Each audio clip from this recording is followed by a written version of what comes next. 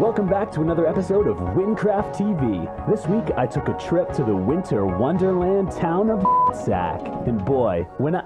Huh? It's called what? That's not funny. Well, because the only reason I agreed to do another one of these was... This week I grabbed my camera and took a trip to the town of Nesaak. A small fishing town with a surprisingly large amount of amenities. The town is located on the eastern side of Wynn's snowiest region and is nestled between a river, which has a sea skipper dock, and a frozen lake.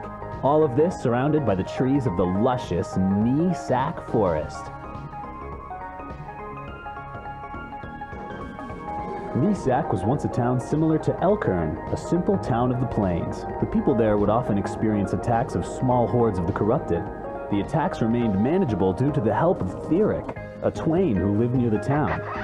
Theric's authority over the town came from Nesaak's proximity to the House of Twain. When Theric started demanding material goods for his services, and then acting strict curfews to the people of Nesaak, the citizens began to resent him more than they hated the corrupted. But you'll never believe what Theric does next. In 589 AP, the attacks on Nesaak became too much, and Theric knew something drastic had to be done. His plan was to freeze the Nether Portal, source of the corruption in Wynn. He would use his ice magic to freeze the portal, destroying the corruption at its roots. But when Theric returned, he himself had been corrupted, and he started going completely insane. Fearing that he would go on to do unspeakable damage to the province, he froze the entire Nesaak region, turning it into a tundra. And boy, not many inhabitants survived. Theric was sealed in the Ice Barrows. 4 centuries later, the Nesaak of today enjoys relative peace. Thankfully, Theric's ice magic that was used to freeze the land still wards off corruption to this day.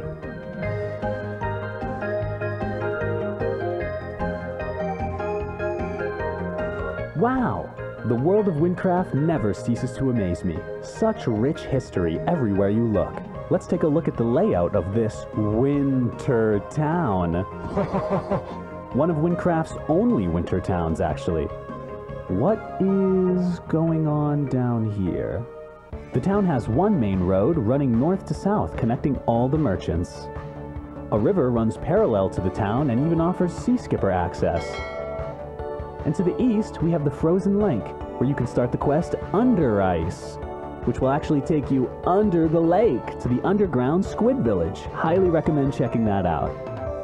There's a bridge to the west of town that leads to Terod to start the Bob's Lost Soul quest. Fredris is really the only NPC around. As I mentioned earlier, he starts the quest Under Ice, and he must be lonely. If you're in Nesaak, take a minute to go say hello. Or, alternatively, think of yourself. Get relaxed and rejuvenated at Tony's Public Sauna. Located north of the fish market, Tony will personally replenish your health himself and make you feel amazing. Just look at this satisfied customer. Please leave. The town has all your standard Wynncraft merchants, seen here, as well as a fish merchant. Nesaak, the town was revamped before the town was frozen up. A former Wynncraft build quests Fate of the Fallen and a Hunter's Calling.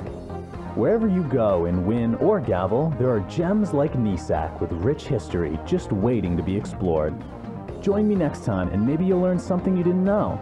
That's it for this episode of informative, educational Wynncraft TV.